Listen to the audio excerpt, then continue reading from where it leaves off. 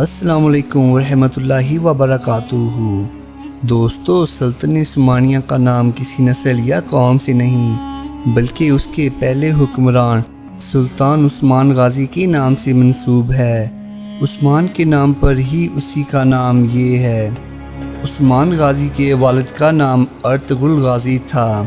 اس وقت ترک قبیلوں کی شکل میں رہتے تھے۔ یہ تمام قبیلے خانہ بدوش تھے۔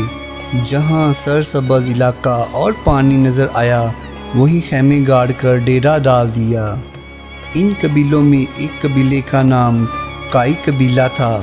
قائی قبیلہ باقی قبیلوں سے کچھ بڑا اور طاقتور تھا۔ سلیمان شاہ اس قبیلے کا سردار تھا۔ یہ نہایت جنگجو قبیلہ تھا۔ سلیمان شاہ اور اس کے قبیلے کے مقاصد میں سب سے بڑا مقصد اسلام کی اشاعت تھی، کیونکہ یہ وہ وقت تھا کہ مسلمان ہر جگہ سے کمزوری کا شکار تھے۔ منگول اپنا سر اٹھا رہے تھے۔ سلجوقی سلطنت اپنے زوال کے قریب تھے۔ ان حالات میں ضروری تھا کہ مسلمانوں کی تعداد کو بڑھایا جائے۔ سلیمان شاہ کا انتقال ہو گیا۔ اس کے 3 بیٹے تھے۔ منجلا بیٹا ارطغرل اپنے والد کا نام جانشین مقرر ہوا، قبیلے کا سردار بنا۔ دوستو، ارطغرل غازی بہادر، نڈر، جنگجو شخص تھا۔ وہ اپنے قبیلے کا دفاع کرنا خوب جانتا تھا، لیکن وہ وقت آ گیا تھا کہ منگول ہر طرف تباہی پھیلا رہے تھے۔ مسلمانوں کا قتل عام ہو رہا تھا۔ چنگیز خان کی فوجوں نے خوارزم شاہ سلطنت کو تباہ کر کے رکھ دیا تھا۔ مسلمان منگولوں کے آگے لگ کر بھاگ رہے تھے۔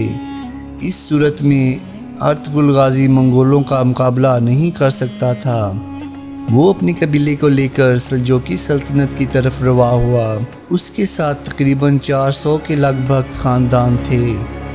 دوستو، رستے میں اس نے دیکھا کہ 2 فوجیں آپس میں لڑ رہی ہیں۔ اس نے سوچا کہ کسی ایک کا ساتھ دینا چاہیے۔ اسے یہ نہیں معلوم تھا کہ وہ لشکر کس کس کا ہے۔ کچھ سوچ کر اس نے جو فوج ہار رہی تھی اس کا ساتھ دیا اور اپنے ان تھوڑوں سپاہیوں کے ساتھ مخالف فوج پر اچانک اور بہت تیز حملہ کروایا۔ وہ فوج ڈر گئی اور سمجھی کہ ان کا کوئی مددگار آ گیا ہے، اور وہ فوج جیتے جیتے ہار مان گئی۔ دوستو، بعد میں معلوم ہوا کہ جس فوج کا ساتھ دیا یہ سلجوقی سلطان علاؤ الدین کی فوج تھی۔ مخالف فوج کے بارے میں اختلاف پایا جاتا ہے۔ بعض کے نزدیک وہ ایک بازنطینی عیسائی فوج تھی، اکثر کے مطابق وہ تاتاری تھے۔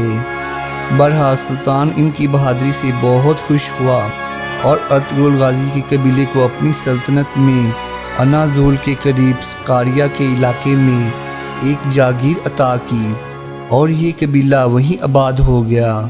سلطان نے ان کو اجازت دی کہ سرحد کے ساتھ ساتھ علاقوں کو فتح کریں اور ان کو سلطنت میں شامل کریں۔ یہ علاقہ بازنطینی عیسائی سلطنت کے بالکل ساتھ جڑا ہوا تھا۔ ارطغرل نے کچھ ہی عرصے میں اپنی شجاعت اور بہادری کا سکہ بٹھا دیا۔ ان فتوحات کا نتیجہ یہ ہوا کہ باقی بہت سے ترک قبائل بھی ارطغرل کے ساتھ مل گئے اور اسے اپنا سردار تسلیم کر لیا۔ ارطغرل سلطان علاؤ الدین کے نائب کے طور پر لڑتا رہا اور اس کی طاقت میں دن بدن اضافہ ہوتا رہا۔ ارطغرل نے بازنطینی سلطنت کے ایک بڑے متحد لشکر کو شکست دی۔ مدتوں اس جاگیر کو حاصل کرنے کے لیے مسلسل جنگیں لڑتے رہے۔ 1281 میں 9 برس کی عمر میں ارطغرل کا انتقال ہو گیا۔ اس کی جانشین اس کا بیٹا عثمان غازی تھا۔ دوستو، عثمان غازی اپنے والد کی طرح پکا مسلمان، بہادر اور حوصلہ مند تھا۔ اس نے بھی فتوحات کا سلسلہ جاری رکھا۔ ادھر سلطان علاؤ الدین سلجوقی ایک جنگ میں شہید ہوئے۔ اس کے بعد اس کا بیٹا غیاث الدین بھی تاتاریوں کے ہاتھوں مارا گیا۔ 1299 میں سلجوق سلطنت بالکل ختم ہو گئی۔ عثمان غازی نے اپنے تمام مفتوحہ علاقوں میں اپنی خود مختاری حکومت کا اعلان کر دیا۔ یوں سلجوقی سلطنت سے علیحدہ عثمانی سلطنت قائم ہوئی۔ سلجوقیوں کے لیے یہ بات تشویش کا باعث ہوتی، لیکن وہ اندرونی جھگڑوں کی وجہ سے مکمل زوال پذیر ہو چکے تھے۔ امیر عثمان غازی نے بہت سے شہروں اور قلعوں کو فتح کیا اور اپنے شہر جو کہ برسا کا ایک ضلع تھا کو اپنا دارالحکومت بنایا۔ سلطان عثمان نے مال خاتون سے شادی کی۔ سلطان عثمان کو سلطنت ملنا اور ایک مضبوط اسلامی سلطنت کا قائم ہونا اللہ کی مرضی تھی۔ اس سلطنت کے قائم ہونے کے بعد مسلمان متحد ہونا شروع ہوئے۔ دوستو، برسا کی فتح کے بعد سلطان عثمان بیمار ہوئے اور 1223 کو وفات پائی۔ مرنے سے پہلے اپنے بیٹے اور خان کو ایک طویل نصیحت کی اور خان سلطان بنا اور اپنے باپ کی پالیسی کو جاری رکھا۔ جب سلطان عثمان کا انتقال ہوا تو سلطنت کا رقبہ 16,000 مربع کلومیٹر تھا۔ 150 سال کے اندر اندر یہ دنیا کی سب سے بڑی سلطنت بن گئی۔ سلطان محمد فاتح نے قسطنطنیہ کی فتح کر کے نبی کریم صلی اللہ علیہ وآلہ وسلم کی حدیث بھی پوری کر دی اور اپنے بہترین ہونے کا ثبوت دیا۔